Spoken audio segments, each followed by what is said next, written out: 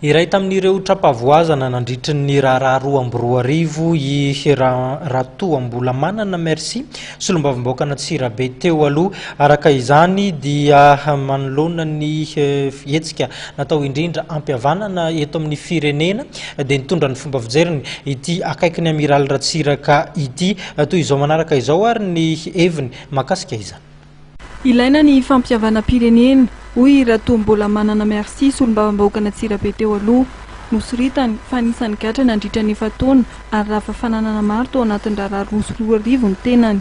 Ho azy dia zava-dehibe ny famelana eo amin'ny malagasy. Famelana zava-dehibe.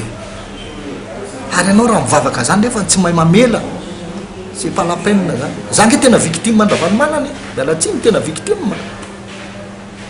Fa hoy zany hoe ny intérêt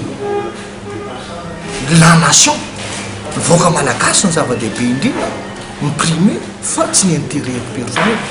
Ka raha izay famelana izay fampihavanana izay no ahasoa ny voaka malagasy, za asoa ny firenena, za tompo dia mamela na victime mara. Gadra efa taona ho apotika amin'ny fananako, fa mamela mpivavaka dia mamela.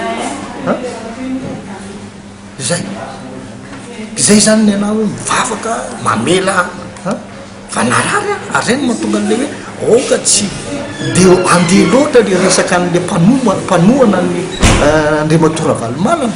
Fa ndraindray mba mahaino amin'ny radio zay hoe makarary fo fa tsy fatan'le olona fa misy maratra ange any, misy victime any ange zany.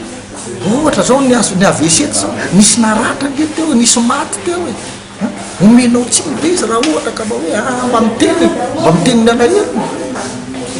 Fa rehefa zay aloha no ahasoa ny firenena, ny filaminana sy ny famelana, tsy problème. Alao aloha ilamina ny firenena, alao ilamina ny vahoaka malagasy. Momba ny fandoavana ny onitra ho an'ny raharaha 2 dia laza ny solombavambaoaka Antsirabe teo aloha fa tsy tokony izy ny fanolehana ary tokony apetraka hoy ny izy ny tahirim-bola amin'izay ny ara-pahavoazana tao anatin'ireo raharaha 2 ireo. Ny tenanay nisan'ny hoe victime tamin'ny taona 2 izay ny gadra nandritra ny efa-taona potika ny fananana. Tamin'ny 7 dia efa nisany naneho hevitra izahay noho ny tsara ny fanapotehana samy malagasy. Noho izany tsy mandà ny fampihavanam-pirenena izahay. Ny tenako zany indrindra satria rahantsika mahalala fa mila filaminana ny vahoaka malagasy, mila firaisan-kina ny vahoaka malagasy. Ao anaty tany milamina no azahoantsika fiainana mirindra sy fiarina milamina. Izay zany ny tatavanay ary anekenay ny fampihavanam-pirenena. Andriamatora Ratoambola manana merci izay mametraka fa dingana goavana ny firosoana ny fampihavana-pirenena ny 5 andro ho an'ny firaisan-kina ny 7 febroary ho avy izao.